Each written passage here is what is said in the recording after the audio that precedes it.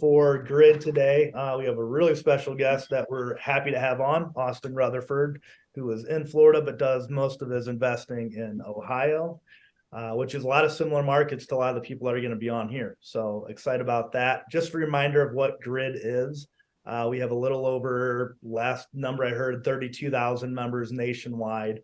Around 35 or 40 different communities nationwide. I believe we have some communities in different countries as well. And really the purpose of the group is to get together, teach other people about real estate investing so they can partake in the financial freedom and passive income that Austin, myself, and Eunice have been able to do.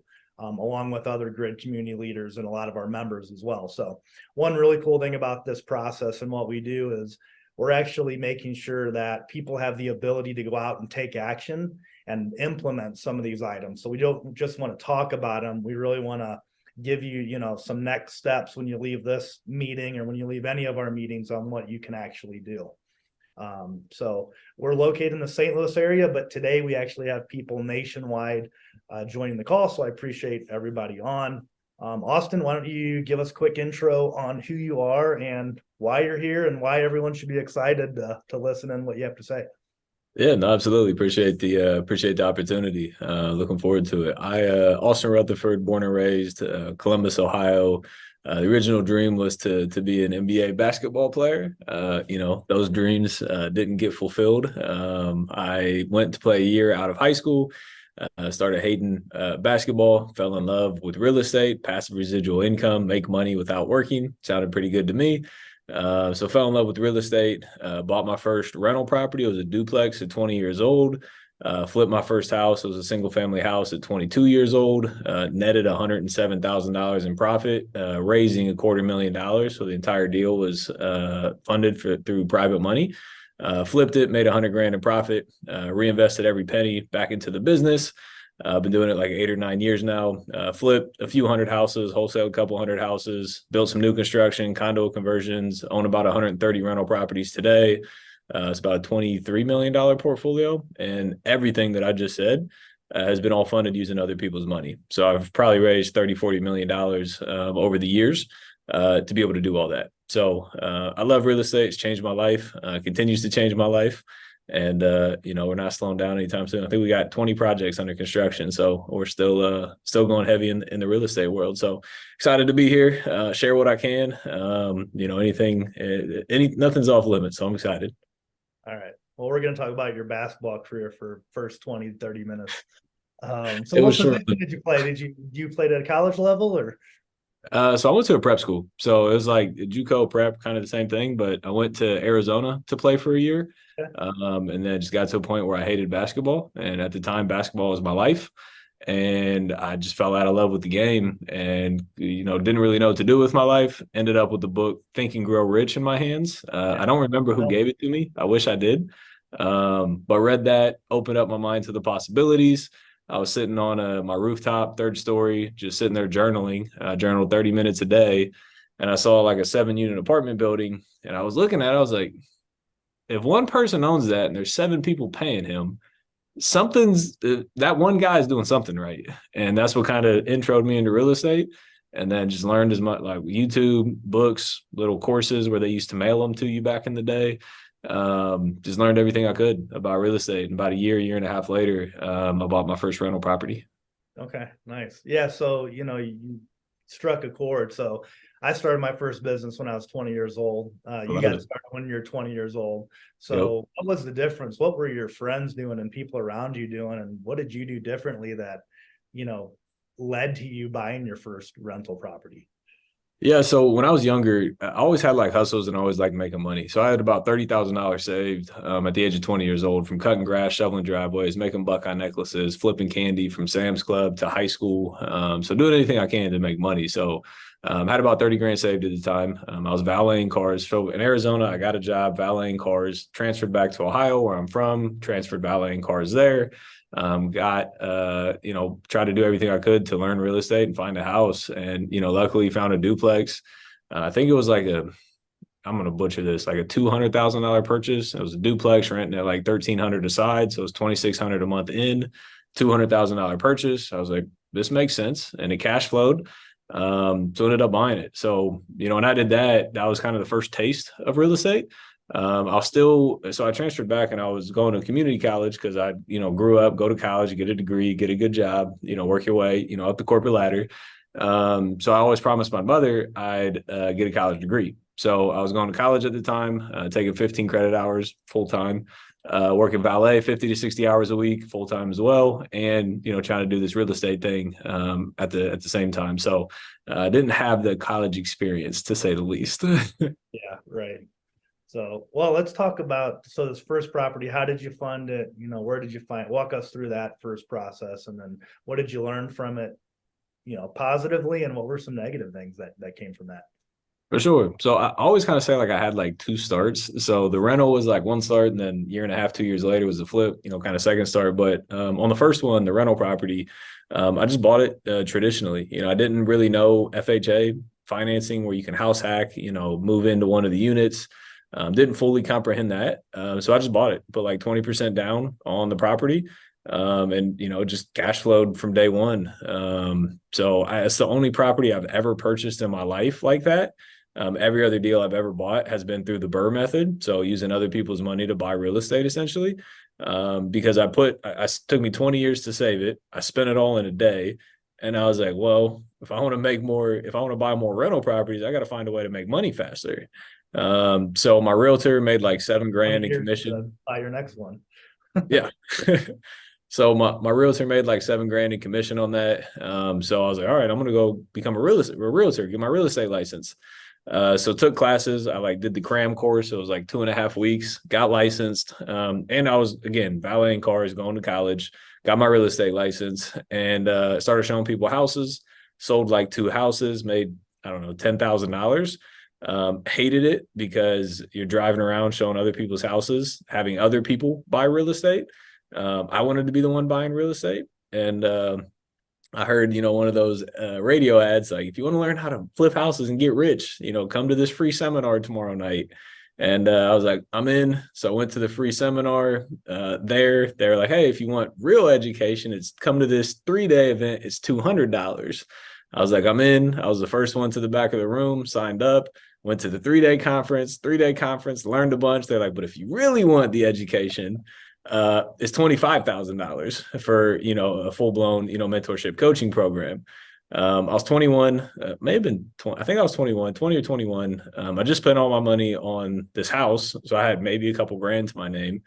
And, you know, I feel like everybody in life has that moment where something's pulling at them and you have the opportunity to take advantage of it or not. And the problem is most people get scared and back out. And that was my opportunity. Day 2, they pitched the program. Day 3, you had to have the money. And for whatever reason, it was just pulling at me. I was like, this is it. Like this is what's gonna do it. So I went home, opened up a credit card with American Express, told them I made $100,000 a year with an 800 credit score. And they approved me for a $15,000 credit card, 18 months, no interest. So I was halfway there, and then started asking, parents, grandparents, friends for the other money, and got the same stories like, hey, if it sounds too good to be true, it typically is. Hey, it's really not that easy. If it was that easy, everybody would do it, and just felt like devastated. And that night, I was still living with my parents at the time. And that night, I legit crawled under my parents' dining room table and just started crying because I feel like I was missing out on my opportunity of a lifetime.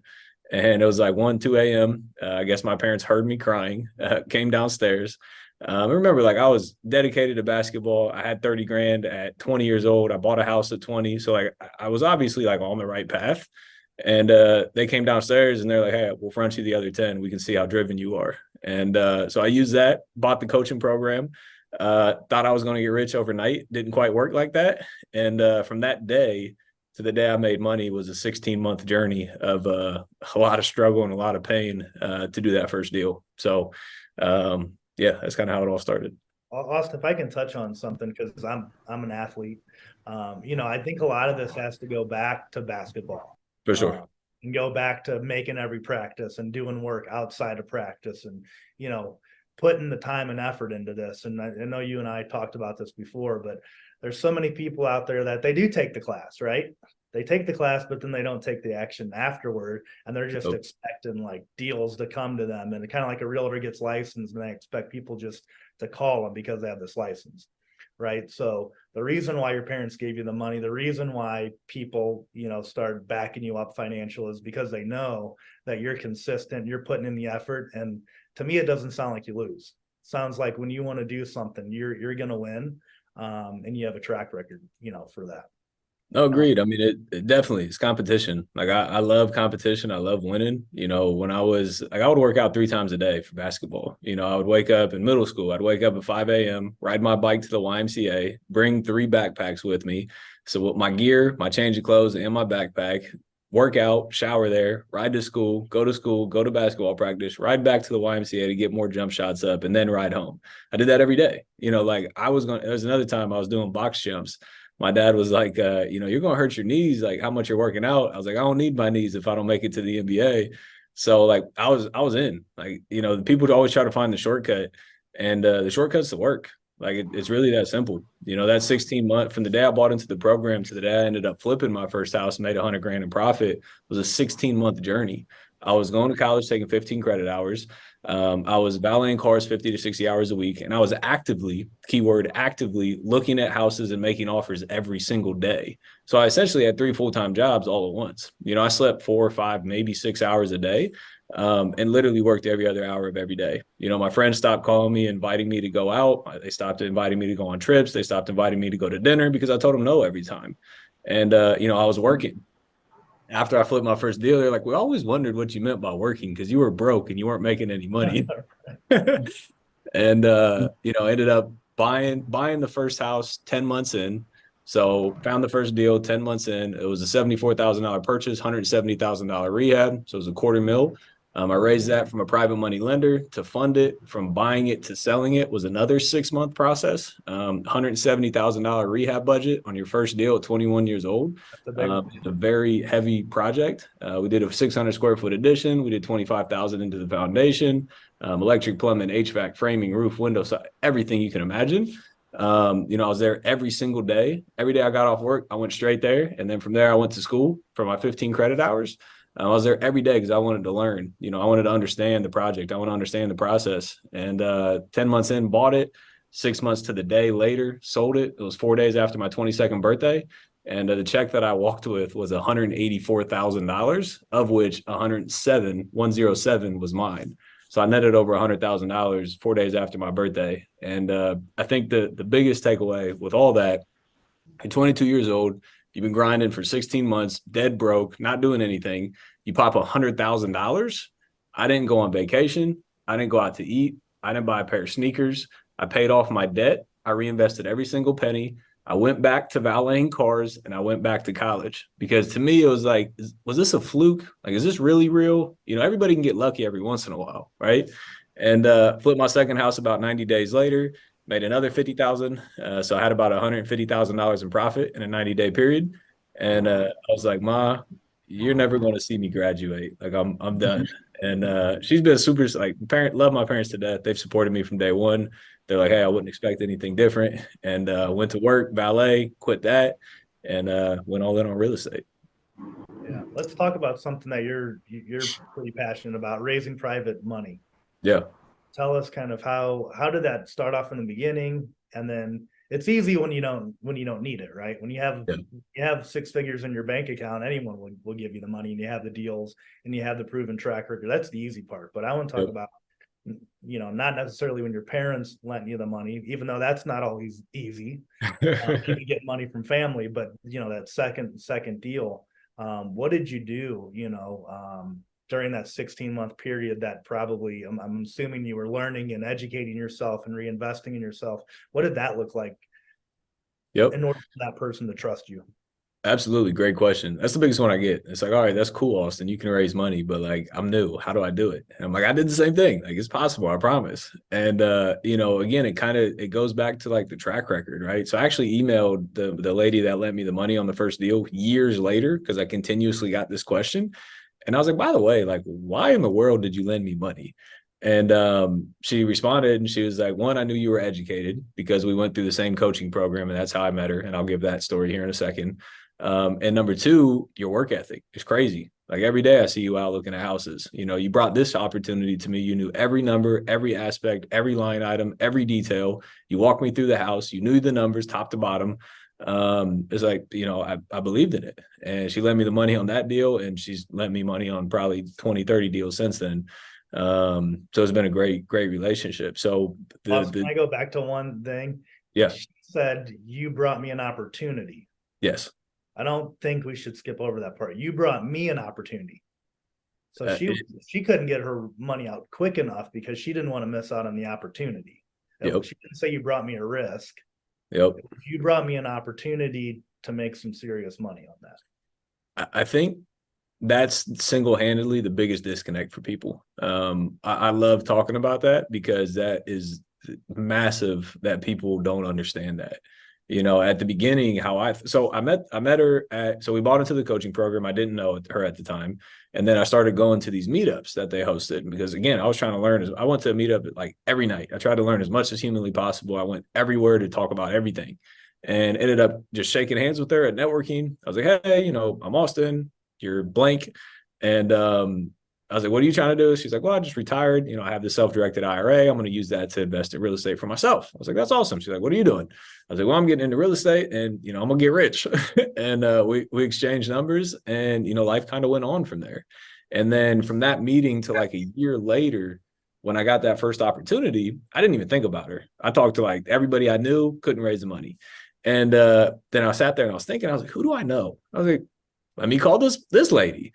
And picked up the phone and called her. And, you know, I was like, hey, how you been? She's like, good. You know, haven't really found a deal yet. You know, real estate's not that easy. Like, yeah, I know. It's been a year. I haven't found one either, but I just got my first one. Here's the numbers. You know, do you have any interest in lending on it? And, you know, she obviously agreed. But like at that point in my career, to me, it was more of an ask. Like I was asking her to invest. I was asking her to believe in me. I was asking her to invest her retirement savings, her life savings in a 21-year-old, you know, kid that has no experience, right? And that's how that's how it worked for like the first year maybe. And then I finally it triggered and I realized it's not an ask. Like I literally talk to every single person I meet about raising money. Every single person I come in contact with, I'm trying to get their money because I know the opportunity that I have. And I genuinely believe I'm doing them a disservice by not presenting them the opportunity. If you had the cure to cancer, you would tell everybody. Like I have the keys to retirement and I know that. So I literally talk to everybody and just put it into perspective for you why I say that. Most people's retirement account plans, right? You know, all these financial advisors, here's the plan, you know, work till you're 65, save up this nest egg. It's called $1 million. So your whole working career, you're saving all this money to enjoy your retirement. You save $1 million. Then they plan to conservatively invest it so you don't lose a bunch of money. And then they plan your spending, and then your $1 million, it earns money, but you spend more money than you earn. So it slowly goes down year after year after year. And then they hope that there's enough money there when you die at 90 years old. That's the planning. That's what 99% of the population chooses to do. So the alternative to that, let's say they save $1 million. And instead of losing money every year and dying with zero and not giving their kids anything, how about they invest that money with me and I pay them, let's say 10% interest on it. So I can pay them $100,000 a year in interest, which is more money than they would have been able to spend with their financial planner every year. And it never touches their principal. So they can live until they're 200 years old and they get paid $100,000 every single year until they're 200 years old. And when they die, they give their kids $1 million instead of zero.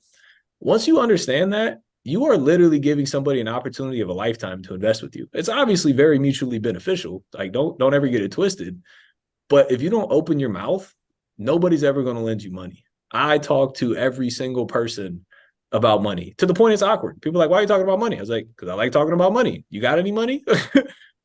You have to love the process and understand it to be able to present those opportunities. So I'm glad you brought that up. I couldn't agree with you more. Yeah, that's awesome. There's a foundation too. So we have money, knowledge, and time, right? So this lady, you know, the way I look at it too, she's in retirement. She doesn't want to work 60 hours a week. She doesn't want to get out there and hustle. She's not hitting the phones. She's not asking other people for deals, most likely. So her level of aggression, you know, the way that she's working is a lot different than what you're doing. but you have 100%. the time and you have the knowledge, right? Yep. You just need to find the person with the money, which she has the money, right? So she's leveraging you, you're doing all the work, and then she's still getting a return, and it's mutually beneficial for both of you. So I like how 100%. you explain that though. What if your $1 million never had to decrease? You know, 100%. what if you had to keep that and you can actually give that entire amount to your children? So 100. what if you gave your children money before? So here's the thing people don't talk about either. What if you're able to give your children money right now and they were able to invest it with me? And I Yep. could do something similar with your children. Now you're giving them the $50,000 that you were going to give them $100,000 and their money's multiplying. Yep. You know, what if I was able to do that for them, and I can, and they have faith in you because you've been doing it year after year after year for them. 100%. So you And know, the other thing people run into is like when you think of private money, people think about this like mansion down the street, right? Typically, those types of people are not the best private money lenders because when people come to me and ask me to lend money, one, I don't do it, but if I did, I want 50% of the deal. I want a 100% ROI because like I obviously made the money, so I understand money, right? So usually these, rich people, quote unquote, are not the best private money lenders. Now they can be private money lenders, but they're usually not the best, right? So most people are your average mom and pop, everyday people that have 1, 3, 5, 700 grand in a retirement account, and they're still working and or retired, but they don't know what to do. They're listening to this financial planner that has 1/10 of the amount of money that they have, and they're giving them financial advice. How does that work? I hate when financial planners call me and you don't have as much money as me. Like, how are you going to tell me what to do with my money if you never had it? It's never made sense. So, like, that's what people. That's the type of people that you can truly, genuinely help, right? And I also tell people because everybody wants to be in real estate and everybody wants to get rich. So people are like, yeah, I'm interested in lending money. Let's partner. Let's go 50-50 on it. I was like, hey, and you're going to run into this a lot when you start talking to people. It's like, hey, great question. Unfortunately, I don't do that. If you want to make those types of returns, you absolutely can. You'll just have to go out, make the cold calls every day, meet with sellers every day, do the marketing every day, spend $5 grand, $10 grand a month every month to go out there and get these deals, manage the contractors, deal with the realtors, get the money stolen from you, et cetera, et cetera. So if you want to do that, you absolutely 100% can. And you can definitely make more money. But if you want to know and have a consistent passive income and know that this money's coming in every single month for you, and you don't want to worry about it, I got you. You're not going to get rich overnight, but you're going to get paid. So if you want that, I'm your guy. If you want to get rich, unfortunately, that's not me. yeah, I like that. So yeah, you're right. I don't know how many people say like, oh, I would do that too if I could just find the deal. Yeah, Like, oh, duh, that's the part. That's why you're paying me as much as you are. It's 100% identifying the opportunity. It's identifying the deal. for sure. So we have private money, and with that private money, your main strategy is BRRRR, or you're doing a lot of BRRRR, which I heard can't be done anymore today. That's what people say. Yeah, so when I started, again, I started to make passive residual income, right? Bought the first rental, flipped the first house, saw the check, then for the next 5 years, realized that I was chasing a rabbit, meaning that I was flipping and wholesaling as many houses as humanly possible to make as much money today. Because I saw what was cool on, so what looked like it was cool on social media. I had a goal of making $100,000 in a month, and I did it. I was like, all right, cool. Like, let's go for 200, and I did it. I was like, cool, let's go for 300, and I did it in a month. And the problem is that number will literally never stop, ever. That number will continue forever. I promise you. And the other problem is, if you're making that type of money, you're getting whacked with taxes. Whacked. You get a multi 6-figure tax bill, it hurts your heart, right? So when you understand the other side of it too, there's a tax plague to it. It's not how much money you make, it's how much money you keep. And you can make the same amount of money net at the end of the year after taxes and own all the assets as well. So when I finally realized that 5 years into the game, which I wish I would have learned many, many years sooner than that, I went from 90% flips and 10% rentals to 10% flips and 90% rentals because I wanted to get off the hamster wheel of life and I wanted to actually start building wealth for myself and my family. So made that transition like 3 years ago, and bought over 100 deals in those 3 years, and been doing it. But yeah, we raised private money and we use the BRRRR method to BRRRR into these houses with as little much zero to very little money of our money into these deals. Yeah, and describe what that is. Yeah, so recent deal we did, we bought it for $55,000 and it needs $55,000 of work. So $110,000 all in on the deal. So we went to a private money lender, borrowed $110,000 to fund the deal. So at closing, seller got 55 grand, we got 55 grand to do the rehab. So people talk like, well, you need your money to front the rehab. You need your money to make monthly interest payments. No, you don't. If you structure it the right way, I don't make monthly interest payments and I get the entire rehab balance day one in my checking account. So if you structure it the right way, you're good. So we did that. We borrowed the money. We closed on it. We're in the process of renovating it. So we'll put in the $55,000. It'll probably take us month and a half to do that. And then it'll be worth 150 on the back end. So when we go then and go take it to a bank, 75%, which is what the bank will give us back, of 150 is $112,500.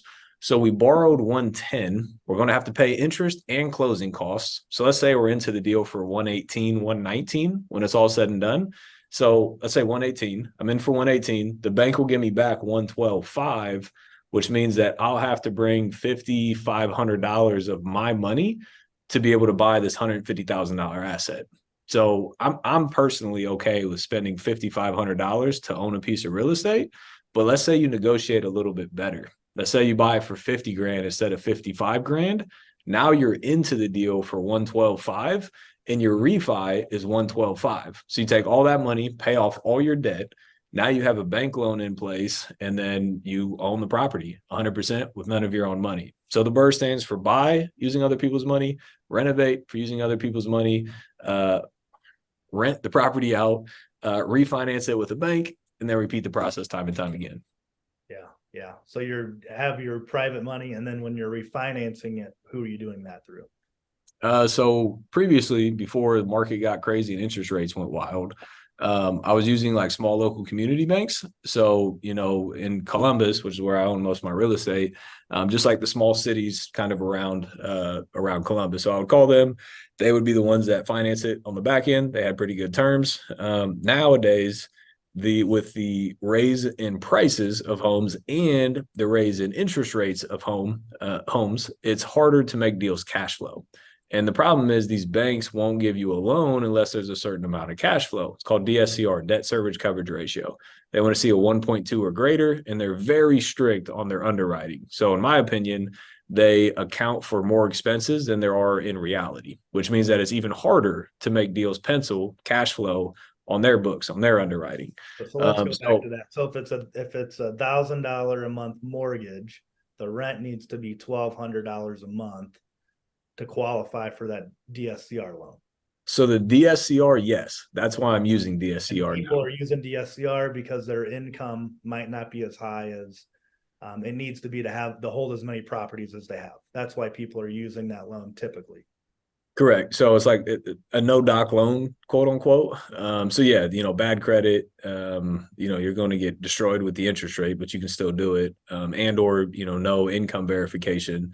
It's 100% based on the rental. So if it is a DSCR, yes, $1,000 of expenses, PITI, principal, interest, taxes, and insurance, $1,000, income, $1,200, they'll approve you. The problem with small local community banks is PITI of 1,000 plus vacancies, plus repairs, plus property management, plus cutting the grass. So you really need like 1,500, 1,000 of PITI, and $1,500 of income for it to be a true 1.2 DSCR. So that's why I still use small local community banks on multifamily, because usually the cash flow is better on multifamily because the unit expenses are lower. But on the single family assets, just the way that the numbers are working nowadays, we're using mostly DSCR loans. And even to take it a step further, when I started doing 6-ish months ago, so a DSCR is typically a 30-year amortization, which means you'll pay it off over the next 30 years. And it's like 8.5%, just depending on where it's at. They're putting 20 to 25% down, just like a normal investment loan. Yeah, so DSCRs will refi typically at 75%. So same thing. But what I'm doing, again, because it's harder to make deals cash flow in today's market, I'm doing something that's called interest-only loans. So what that means is every time you make a mortgage payment, large portion of that goes to interest and a very small portion of that goes to principal. And then over the years, the interest gets less and the principal gets more. And then, 20 years in, you're paying a lot more principal than you are interest. The problem is, again, cash flow. Like, deals are getting tight with the interest rates and the prices of homes nowadays. So what I'm doing is interest only, meaning that I'm not paying any principal, which means that this house would never get paid off. And some people think that's, stupid idea. Let me explain. So in real estate, there's 4 ways you make money. You make money on cash flow, you make money on appreciation, you make money on depreciation, and you make money on mortgage buy down. That's how you make money in real estate. So for me, if I can look at a deal and let's say it won't cash flow as is, but I can do an interest only loan instead, which means I still get 3 of the 4 benefits. The only one I don't get is the mortgage buy down. Why would I not add another piece of real estate to my portfolio that's going to continue to appreciate, give me cash flow, and give me the tax benefit? So I'm doing what's called an interest-only loan on a DSCR product, and the interest-only portion is fixed for 10 years. And then the last 20 years, it's a 20-year amortization.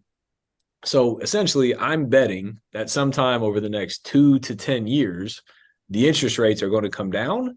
And then I'm going to go in and refinance my entire portfolio and put it on a traditional, amortizing debt. Now, let's say I'm wrong. Over the next 10 years, the interest rate never comes down, which I think it will. But let's say it doesn't. Then it'll amortize over 20 years, which means I'll pay it off in the next 20 years.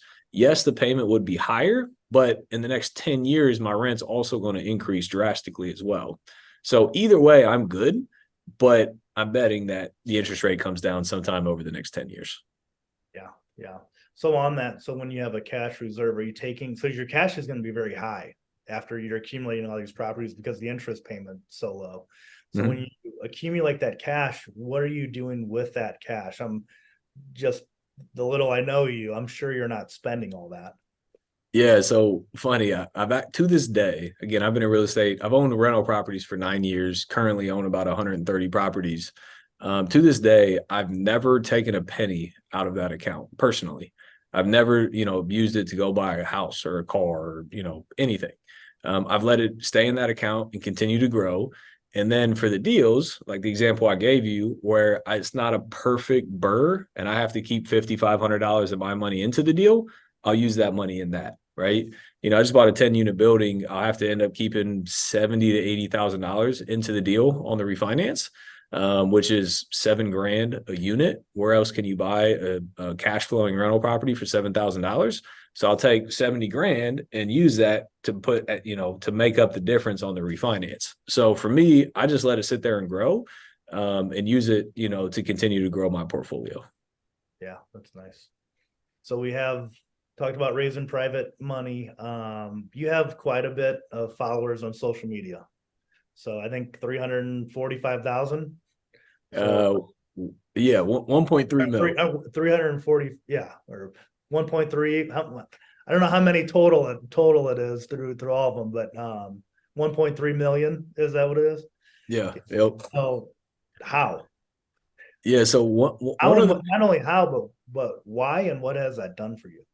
For sure. No, I love social media. One other thing I want to touch on the rental property side, anybody who's kind of sitting there is like, why would you do interest only? Why would you not pay down principal? Why would you put $5,000, $6,000, $7,000, $8,000, $9,000, $10,000 of your own money into these deals? What I realized less than a year ago, so it was a new revelation for me. Let's do the math. So typically real estate appreciates at 3-ish% per year. Recently, it's been like 10, 20, 30, 40% per year. But let's just use 3% to be conservative. So let's say you own one rental property at $200,000 in value. So every year on paper, on appreciation, you're making about $6,000 in appreciation. I was like, all right, cool. So what if you own 10 houses at $200,000 a pop? That's $2 million. So now I'm making $60,000 a year in appreciation. I was like, all right, that's getting better. It's like, all right, what if I own 100 houses at $200,000 a pop? That's $20 million. 20 million at 6% is $600,000 a year for doing nothing but owning a piece of real estate that you're making cash flow on, appreciation, depreciation, and mortgage buy down on most of the properties. So when I realized the game wasn't, everybody wants to buy real estate for the cash flow. And I agree, cash flow is amazing. But when I realized the game was actually in the ownership of the assets, my entire strategy changed. Because like when that first deal that I bought, I made $1,000 a month in cash flow. So I bought that and I was like, every deal I buy, I need to make $1,000 a month in cash flow. That's unheard of, right?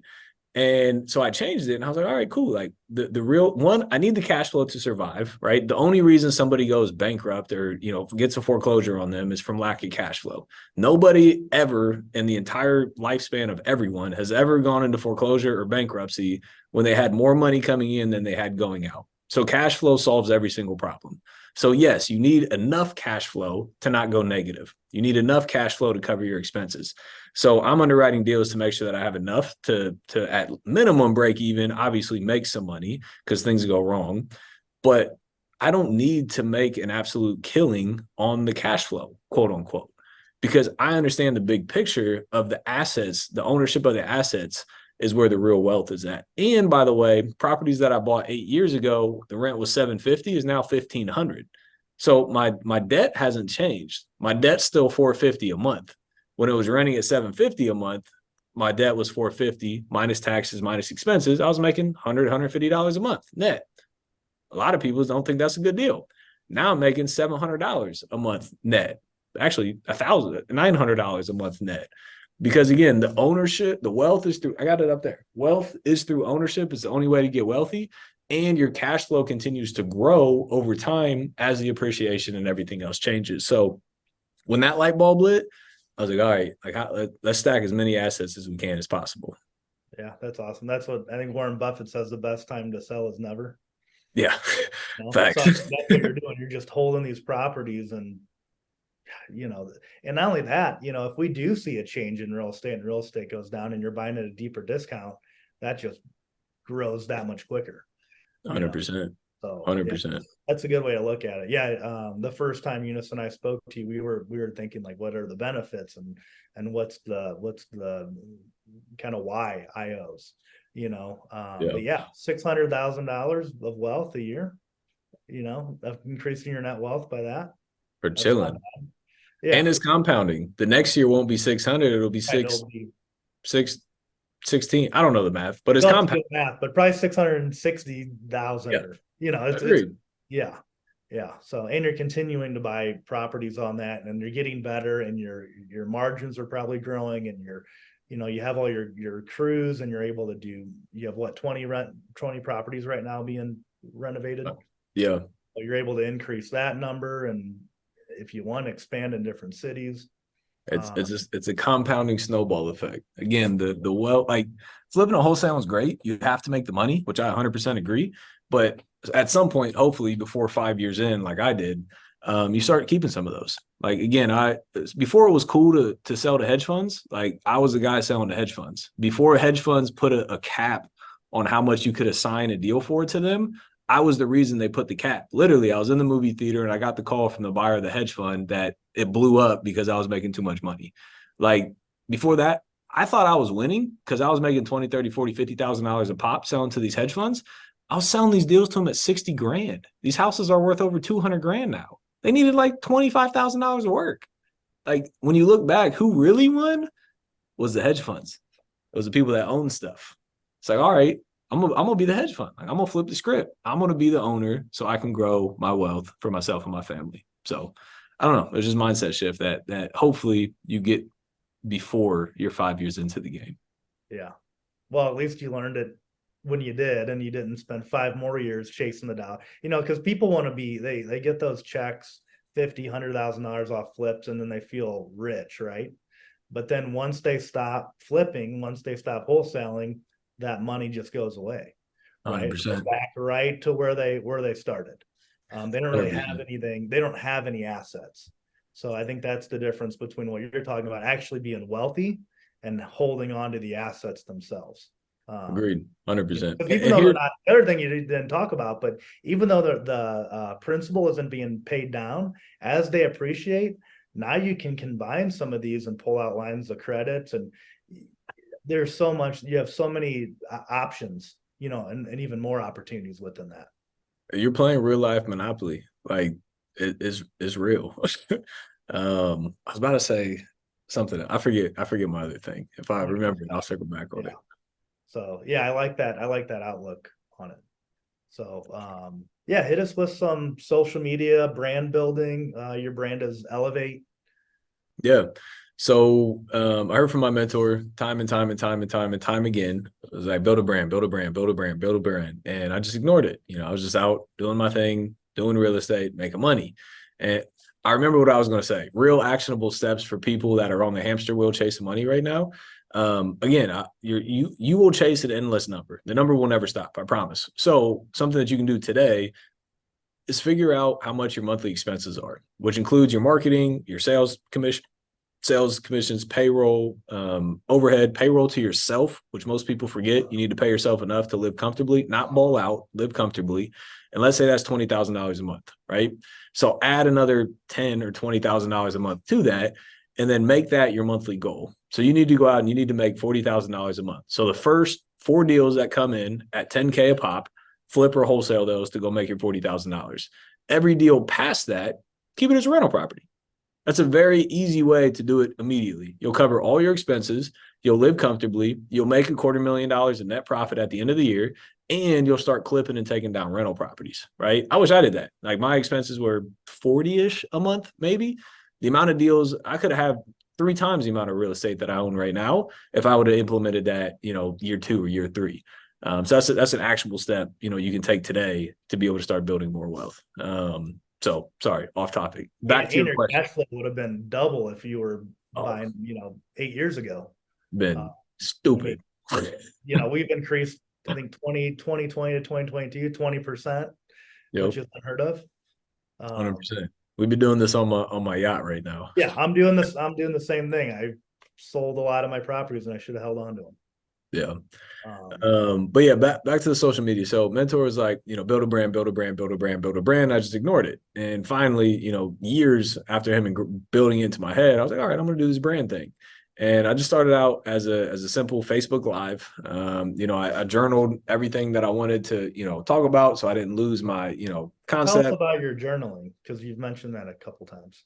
Yeah, I loved it. So journaling is literally anything that comes to my mind. Everyone's like, hey, what do you journal? How do you journal? What are the topics? And like, it's anything. So if I'm going through a tough business decision, I'll journal on it. If I'm hiring somebody, I'll journal. If I'm firing somebody, I'll journal. If I just lost a bunch of money on a deal, I'll journal. If business is going well and the next thing that pops in my head is date night, I'll write down 100 things for date night and then cut them up into pieces of paper and hide them around the house. And whenever my wife finds one, we go out on date night, right? So like legit anything that comes to my head, I'm gonna write on there. I'll write a letter to my mom or my dad or my grandma or things I'm grateful for. Legit anything that comes to my mind. So when I was doing this, there was obviously I was doing a live, so I had to journal about the live. So that was top of mind. And but the reason I didn't build a brand is I was so nervous about doing this, about putting my face on camera. Just so everyone here knows, I still hate it today. I hate the camera. I hate putting myself out there, but I know what it does for myself and my family. I know the power of it, right? The most powerful thing in the world is influence today, which is the social media following. The most powerful thing in the world is influence. Think about that. Think about the power that brings, right? I didn't want to put my face on camera. So that day I journaled and I wrote every line item. So I didn't stutter. I didn't look like an idiot. And I put my phone up on my water bottle and I went to live and I click live. And then you have to say confirm for it to actually start. So I click live and then I sat there and looked at my phone for 40 minutes. Legit, 40 minutes, sitting there. I was on vacation with one of my buddies. My buddy came outside. He was like, you good, bro? You just kind of sitting there. I was like, I'm good. Don't worry about me. And finally, 40 minutes in, I got enough courage to click go live. And I was on live and I started talking. And about 60 seconds in, it tells you how many people are watching you. And it was 0 the entire 60 seconds. And I was like, damn, I failed. Like I was right. I knew nobody was going to show. I knew I was going to mess up. So I picked up the phone, I clicked cancel, and then you have to click confirm. So I clicked cancel and I was like, am I really going to quit like on this? Like, come on now. I can delete the live when I'm done. If I screw up, click delete. Don't upload it. Nobody will ever see it again. And so I sat the phone back down. I went through, finished the live. It was terrible. I was like bloodshot red. I was stuttering. I was sweating. It was horrible. And I deleted it. I didn't post it afterwards because I didn't like it. And but I did it, right? And so at the beginning of my career, I was just doing it to try to help others, to try to impact others and show other people the way.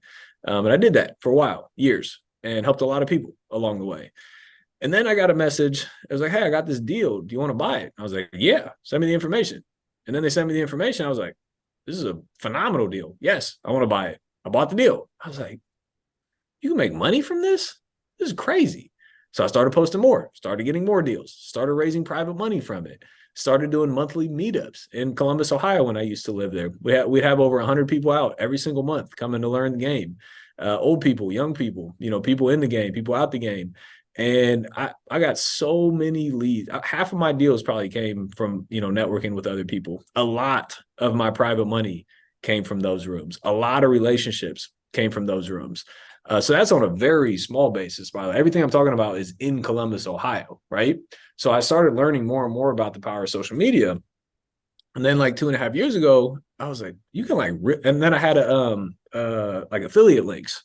So, everything that I used in my business, prop stream, skip tracing, cold call, I had affiliate links for everything, started getting affiliate checks. I was like, yo, this is crazy. And then we started treating it like a real business, because social media is cool. It's a hobby. But if you want to grow something, you need to treat it right. So when I started making real money, we started tracking KPIs. How many posts? When do we post? How often? How many views? How many shares? How many likes? How many DM messages? We started tracking everything. So now it's a full-blown business. That's how kind of Elevate came around. We have coaching programs. We have courses. I have affiliate offers. I buy all my deals. All of them are from social media nowadays. If I need to raise money, I make a post. I raise the money. It's the power of social media is compared to none other. It's insane when you truly understand the power of it. Yeah. And you have impact on so many people that have never liked or commented or sent you a DM, or there's so many people that you've impacted. You have no idea, they're Agreed. watching, they're paying attention. It's kind of like the person that gave you the book. You Agreed. took that to heart. You might not remember who they are. They might not even know you impacted them, but they did, and they changed your entire trajectory of your life. Agreed. And that's really what grit is. We always get to the end of our meetings and people are waiting for us to sell something. We don't have anything to sell. I love it. It just gets awkward for them, and they say we're not selling anything. We believe, if we help enough people get what they want, then they'll start bringing those deals to us. We'll JV with them. Maybe they have the money, but they don't have the expertise. We can give them the confidence of, going out and helping them with that property. So yeah, that's really cool that you're able to do that. That's a huge thing that you said there. One, my biggest deals ever, most profitable, have came from partnerships from social media. So I 100% agree with that. But the other thing, when you start building a social brand on social media, you start putting time behind it, you start putting money behind it, you start actually focusing on it. I hear so often, they're like, Austin, but I haven't made money from it. Austin, but I haven't been profitable. I was like, all right, what was your last deal? Well, here's the address. Where'd you get it from? Somebody from social media. That's you making money. Just because somebody doesn't swipe a credit card and you don't have a coaching program, like, yeah, that's one way to make money. But raising private money is you making money. You finding a tenant is you making money. You buying a deal is you making money. You wholesaling a deal is you making money. Literally funding deals, borrowing money, raising money, like that's all you making money, right? That's all helping your business. So if you start doing this process, number one, don't do it with an intent to make money from day one. Do it with an intent to add value, because if you add value, the money will come. I promise. And then once you actually start, thinking about, hey, I haven't made money yet, really think about if you've truly not made money yet, because I promise you, you most likely have. And if you haven't, you just got to do it longer. Like, it will come. I promise. It works. Social media works. It works for a lot of people. You just got to consistently do it. So I agree. Yeah, it makes you that authority, person in your area. Even when people are looking to sell houses, if you're buying directly from consumer, they're on your social media. They're For wanting sure. to see if you're actually buying properties or not, because they want to make sure you're going to close on it. 100%. People are they're doing their homework. The 10 unit building, I got it because my name carries weight. They know that I'm real. They know that I can close. So they had 10 offers. Mine was not the highest, but they sold me with the ability to close because they see me every day on social media. It was a broker, and they went to the seller, was like, hey, this isn't the highest, but it's going to be the one that gets to the closing table. So it's so powerful. When I meet people, I don't even save anybody's number. It's always follow me on social media. Like that. Yeah. That's the world we live in. So social media exists in one of two ways in today's world. There's no third. It's one of two. Number one, social media uses you. Period. Point blank. Most people are in that. 99% of people are there. And if you're like, well, I don't have social media, it doesn't use me. Okay. When you go and hang out with people, what do they talk about? What they saw on social media. Guess what? You're getting used by social media. So that's one way that it exists, which is 99.9% of the population. The other way is you use it. You make money from it. You impact lives from it, which is less than 1% of the population. If I'm going to be on social media and it's going to exist in my life, I want it to benefit me, right? I want to make money from it. I want to make impact from it. I want to change my mental state from it versus the opposite, getting my mental state changed from it. So when you realize that, like, you got to build a brand on social media. Like it's already in your life. Just start talking about your story. The greatest piece of advice when I started building a social brand on social media was document, don't create. Because most people get frustrated because they don't have these, crazy looking videos, or, you don't get a gazillion views on the first post. You're not going to do that, right? Just document what you're doing. When you make a phone call to a seller, record it. When you go walk a house, record it. When you make a bad offer, record it. When you close a deal, record it, right? Just document what you're already doing. Because what most people don't understand, the people that follow me on social media, it's harder for me to connect with those people than it is for you, because they see me, oh, he's got 1 million followers. Oh, he's crushed it. Oh, he owns 100 properties. Oh, he's done all this stuff. It's like we're so far apart. Some people can't connect with me versus they see you. Maybe you're talking about doing your first deal. Hey, I'm gonna show you how to do my first real estate deal. People are like, oh, me too. Let me figure out how he does it. You're 5 deals in. Like, people, it's so much more relatable at times, but you think you can't post because you're not me, right? And I'm not Grant Cardone, and Grant Cardone isn't The Rock. Like, there's always somebody up there, but people want to see your story. So documentation over They feel like creation. it's imposter syndrome because they've never bought, but they went to the class, they're making the phone calls, they're having some challenges, right? So they can participate in that conversation. But they think 100%. that even the whatever challenge the new person's having on the phone, we're probably still having that same challenge. For sure. Might not be as often, but we're still encountering the same challenge. Setting the 100%. appointment, making the offer, and getting them to accept it. So it is very, very similar. But yeah, I think that is intimidating for a lot of people. I feel weird saying this, but social media status, it's hard for people to relate. They say, oh, I think you did a thing on this the other day, must be nice for him, or must come easy for him. And, I'm just laughing because I go, well, yeah, but he's consistent every single day. He built the team, calling every single day. You said something on the beginning of this call. I was making offers every day. So Nope. people come to us all the time and they say, well, I never bought, I haven't bought anything yet. It's been 16 months. I go, great. How many offers have you made? Well, I haven't made any yet. Everything's a deal at the right price. Even if it's coming from a wholesaler, they're asking 100, offer 85. If that's where the numbers work, offer 85. Leave Yep. it up to them to tell you if it's a deal or not, right? Because we don't know 100%. if they're wanting to make the 40K or 20K on it. They might be to the point where they're saying, you know what, I'll take 5K, I'll take 3K, take it, move on to the next one, right? 100%. So you can't buy anything if you aren't making offers. So you can sit Agreed. on the sidelines or you can play in the game, be in the game and play. 100%. 100%. One other thing on Yeah. social media, again, the biggest thing I see is fear of being judged, fear of messing up, fear of all these things. So I want to tell one more story to really put into perspective how much I hate social media. I kind of had a little bit of a following on Instagram, and then TikTok came around, and about 3.5 years ago. And I saw it and I downloaded it. I made like a post and I was like, yeah, this isn't it. And I just kept posting on Instagram. And then my buddy, he was like, yo, you really need to check out TikTok. I downloaded it again, made like another post, deleted it, forgot about it. A month later, he was like, bro, my business has tripled. Like, you have to get on TikTok. I was like, all right, I'm going to take this TikTok thing seriously. So I got on TikTok and I made a video. In the video, it was like one of those, like, pointing ones where you like say some stuff Yeah. and you pop words on the screen. And the context of the video was how I became a millionaire.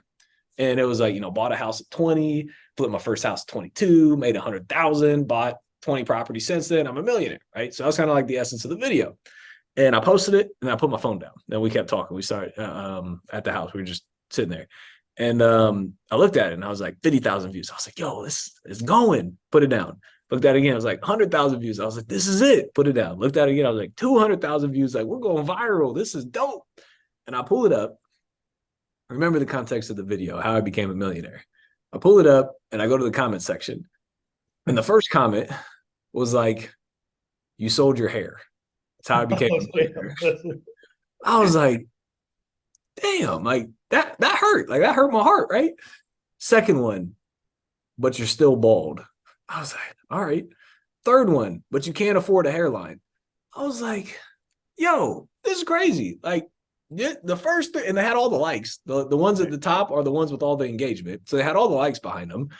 And I was sitting there, I was like, this sucks. Like that didn't feel good. Like nobody wants to hear about that stuff. And I sat there for a second and it clicked. And I was like, fuck them. They're not doing nothing for me anyways.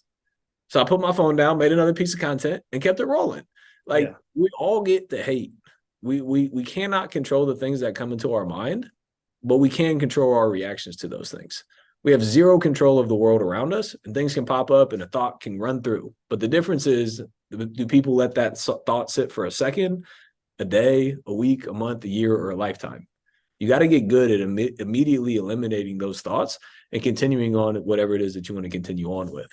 And that's social media. You got to understand the power of it. You're going to get the hate. You're going to get the pushback. You're going to get the fear. You're not going to want to do it. You're going to wake up. You're not going to look good. You got a pimple on your head. Whatever it is, I've been there before with all that stuff. But you got to post. I promise you. And people It'll pay like off. they like raw footage, sometimes just in front of a house and walking through or saying what you would do to. I mean, that's what people want. Sometimes if there's too much of a production, they're not going to watch it and they're not going to believe that you're actually doing it. 100%. They think you're doing it for the return and not to genuinely help them. 1,000% agreed for sure. So yeah. Well, I don't want to take too much of your time, but can you just go over your 4Fs really quick for us? I don't know if you have 10 more minutes or so. Yeah. Talk about what your values are. For sure. So when I started building the personal brand, I love questions too. If anybody's got any of them, we can answer a couple of them after this. Yeah, if anybody wants to put some in the chat, I'll go ahead and ask Austin for you. So when I was starting to build a personal brand, it was just me. It was just Austin Rutherford, and I was like, all right, let's treat this as a business. Like, what can I actually name this thing? And started like going through a whole bunch of different names. A lot of them were taken, and ended up falling on Elevate. So the actual business name is Elevate Life. It's just branded as Elevate. And so I thought a little bit more on it, and essentially we called the 4 Fs: faith, family, finances, and fitness. And in life, I see that people are great at one. They're rich, but their family's broken, or they're super in shape but they're broke, right? It's like, how can you quote unquote elevate your life across the spectrum with faith, family, finances, and fitness? So those are kind of the 4 pillars. Every time I feel good about those things, life is good, business is good, I'm making money. Every time I fall off in one of those things, I get fat, I don't date my wife, I have a bad business day, things just don't go well. So the essence behind Elevate is like, how do we, for me and people I help, is like, how do you elevate your life in all aspects? Because being rich is cool, but if you don't have any of those other things, like it doesn't do much for you. Nobody wants to be your friend. Agreed. When you don't have, and your family leaves you and your kids want nothing to do with you, what does it matter? 100%. So 100%. I really appreciated when Eunice and I spoke to you last time, because I was really good for a long time at business, and a lot of people were asking me business questions, which was awesome. And then fitness, I was doing really well on that. What I was ignoring was my family life, right? So and you can have them all, right? But you have to be intentional on each one, and you have to check each one, right? What did I do for my family today? What did I do for my fitness today? And I think that's important too, because the more money you're making, that's really giving you the ability to show who you really are in all those areas too. Agreed. Right? And I'm sure as you were kind of coming up the ranks, it's like, once I hit, in business life, once I hit 100,000 a year, then I'm going to spend more time with my family. Once I hit 2,000 a year, I'm going to start going to the gym. Well, once I hit $300,000 a year, I'm going to focus on this, and you never do, because you're just never so stops. on that one. It doesn't stop, 100%. So we have a question here. So she would say, how would you structure a JV with a GC? I wouldn't. Number or, one. or would you? Uh, I would not, because you have 100% of the risk and you're giving people a percentage of the upside. There's two deals that I've ever given out equity on ever. It's one because somebody brought it to me. We went 50-50 on it. It was the best deal I've ever seen in my life. We bought it at 3.1. The day we bought it, it was worth 5.7. So it's $2.6 million created in a second. So I didn't want to pass on the deal. So I went 50-50 with him. And then another one, it was an apartment. And who found that one? They did. So Somebody. what was your value? The structuring it, the disposition of it? So it's a rental portfolio. So it's we didn't quote unquote profit it. Yeah. It's equity in the deal, but Still have it. Okay. they brought the deal. No. I structured the debt. I raised the private money. I helped the turns. I stabilized it. The back end refinance. So I did everything on the They financial knew side. they had something, but they didn't know what to do with it. Yeah, and they could have wholesaled it and probably made 700 grand in a second, but they decided to keep it and build wealth. Yeah, So that's cool. yeah, I don't like giving up equity without extreme value. Now, if you want to give somebody maybe 5 or 10%, like a GC, I'm not going to say, it's the end of the Yeah, world. as a bonus. Yeah, like how you get 5% of the profits on the back end. If this is something I've learned, anytime you do any sort of partnership whatsoever, anything, have the exit ready. Structure the exit on the front end. Every partnership that I'm in, there's clear goals and clear paths and clear responsibilities. And if it doesn't happen, there's an exit strategy. Hey, if you don't do X, Y, and Z, you either get kicked out or you get bought out, period. So there's an exit plan with everything. So if you're going to do that, have an exit plan. Hey, if you're not done by February 17th of 2023, your 5% goes to 2%. And if you're not done by February 28th, your 2% goes to zero. So there's a way to get out if they don't perform. Well, Austin, we're thinking about it as an investor. Sorry, this person's actually asking me as the GC.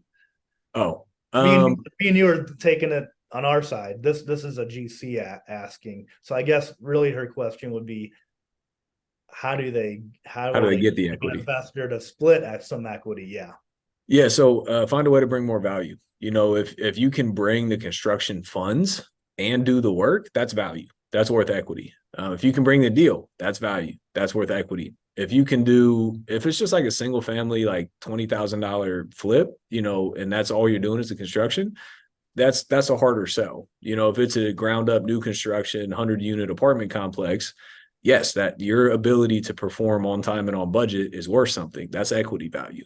So my thought would be to find a way to bring more equity bring more value to the table, to get more equity. yeah. Repairs being paid at closing maybe, and but bringing that the person that holds the deal has the power. You The know, deal and the money. If you have either of those, you will find your ways into amazing deals. yeah, And by the way, it's not your money, it's access to money, private money lenders. There's another deal. There's a 108-unit complex. I ended up getting 40% equity in because I was able to raise $1.4 million in 7 days. yeah, and So that's like a if you have, that's a skill. yeah. So one or the other, you're golden. Yeah. So this is a question that I don't know how many times I've been asked it. I'd love to hear your answer. Um, and you probably had a different answer a couple years ago, but how to determine whether you flip it or burr it? And I know what your answer is today. Yeah, I now it's I'm keeping if it works as a rental, I'm keeping it as a rental, period. Because that's just where I'm at in my life. But early on, like again, I went so the first 5 years, I was just trying to make money. I was essentially keeping flipping everything. And then thereafter, for like a year or two, I made the decision to do that the monthly expense thing. I would make 50,000 a month, and then I'd keep everything past that. So if it was less than 50, I'd flip it and make my 50. If it was more than 50, I'd keep it as a rental and not flip it because I already hit my $50,000. Now, again, I'm past both of those stages. I'm trying to keep everything as a rental property. So if it doesn't cash flow, but it's still a good deal, I'll flip it. Of the 20 projects, I think 2 of them are flips right now. So You it just someone at the depends. beginning that's doing the flip, typically it's so they can have the cash to buy the rental property. Yeah. Would you recommend that they learn how to do some OPM, other people's money, raise some capital? Yeah. So yes, you don't need money. You don't need flip to save the money to buy rental properties. You can, I promise you, you can structure deals using the BRRRR method and other people's money, and own real estate with none of your own money. Now, I'm not saying every deal thereafter goes perfectly. You might get a bad tenant that is one property and they don't pay for 3 months, and then they move out, and you got to go back in and spend another 10 grand to renovate the property. So you need $15,000 in cash to be able to float those expenses. So you do need some money, in my opinion, in escrow in the account for those unforeseen issues. So if you're at that point, then yeah, absolutely. Flip wholesale, make some money, become bankable, show a tax return, eat the taxes, unfortunately, just to kind of get things going. But kind of once you've built that base, then at that point you can start playing the game like, hey, I'm doing 3 deals a month, keep one, flip two, right?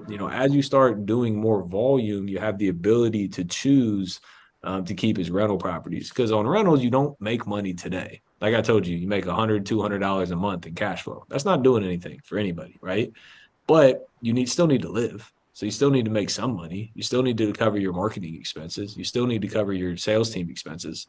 So I think my answer would be like figure out what that monthly expense is for you and hit that number and then keep rental properties thereafter. Eunice, were you gonna say something? Yeah, I had a question.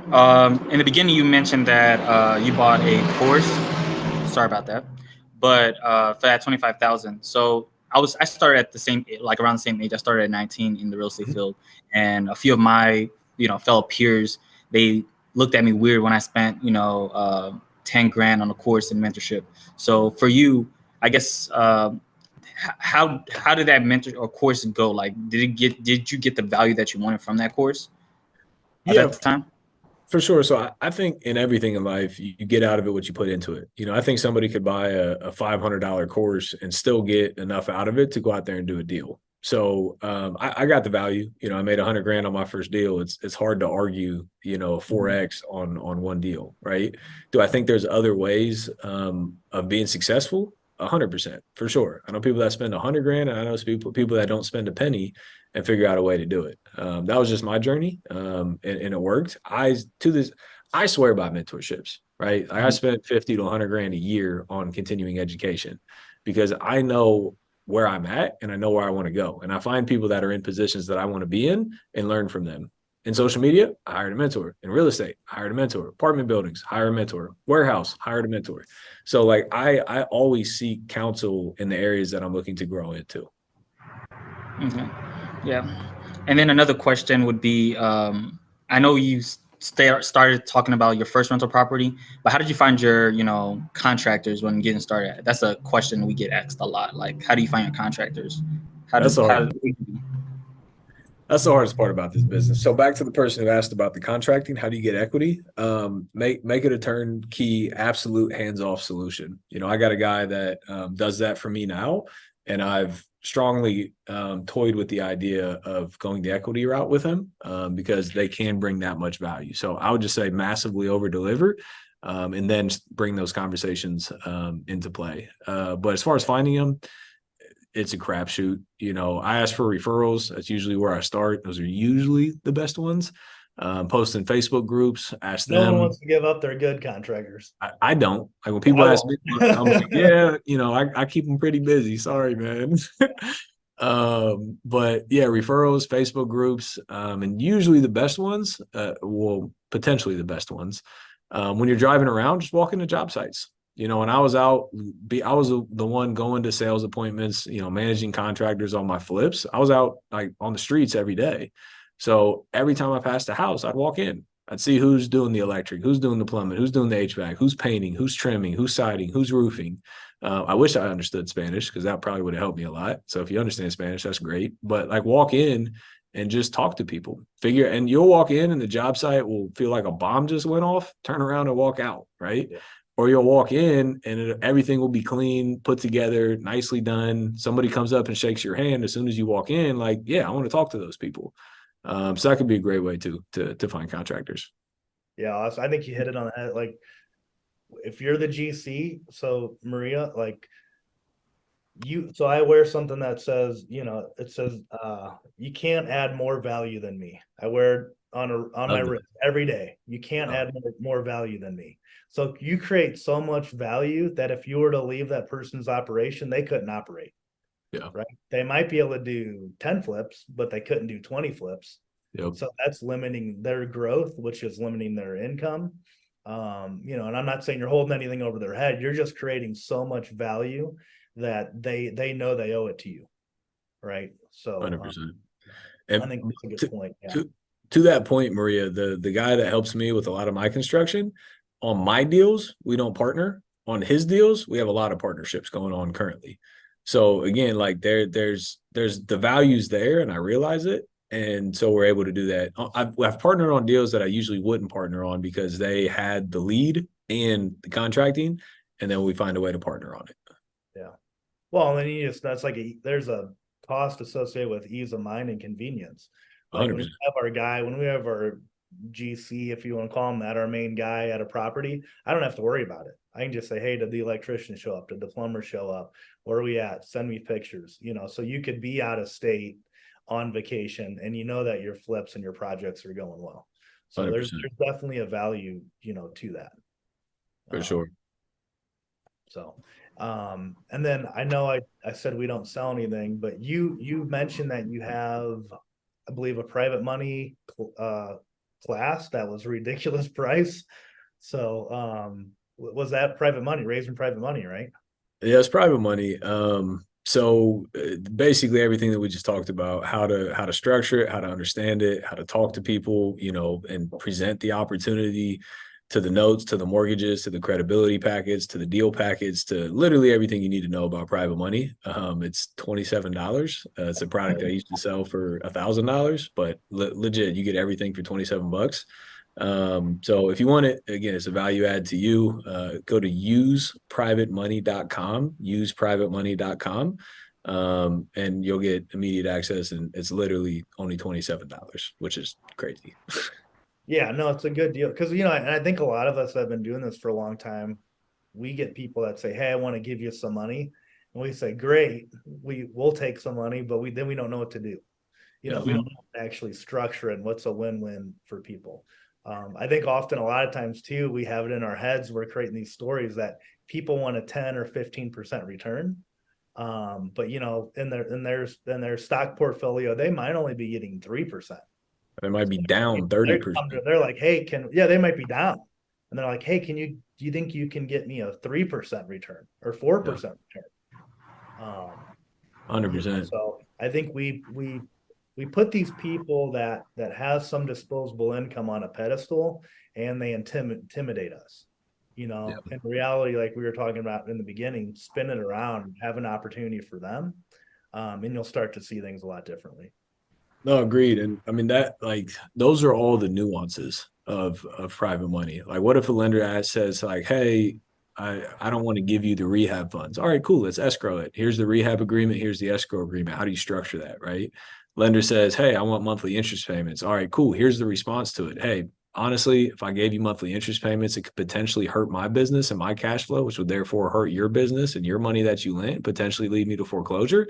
So if you absolutely want monthly interest payments, I can't pay you 10%. I can pay you 6%.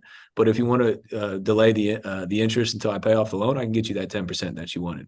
Guess what? They're going to give you 10%. So like those are the nuances, hundreds of different things that can go like that. That you need to understand and be able to answer. Because if you don't, ask me how I know. If you don't know how to answer those questions, they're not going to lend you the money, right? So you gotta have a true understanding of it to be able to go out there and talk confidently. Like when I talk private money, you can tell. Like I love it. I'll answer anything because I know it, right? So you got to have that confidence to go out there to instill that confidence into other people to trust you and lend you the money. Yeah, and hopefully someone giving you $200K doesn't need $300 a month. Agreed. They probably don't. This is disposable income that there is some risk associated with it. It's a pretty safe bet. But this is their extra money. So they most likely they don't need the interest only payment on that money. I agree 100%. Yeah. So anything that we didn't go over today that you want to, or I appreciate you coming on, staying a little bit later. Yeah, no, this was awesome. I appreciate the opportunity. You know, would love to connect with anybody. Austin Rutherford across all the social medias. You know, I respond to my DMs on Instagram, so would love to connect with you guys. Yeah. Eunice, did you Yeah, have facts. No, I just wanted to say, like, you definitely impacted my life. You know, I saw the first TikTok video when I first got on TikTok and got into real estate. I saw your video. I think it was you driving your Rolls Royce, I think. And then I was like, okay, let me see what this guy's talking about, owning over 100 rental properties and stuff like that. So you definitely impacted my life. I'm still going to follow you and just watch you on this journey. So, yeah, I really appreciate you coming on today and just talk about your life and everything.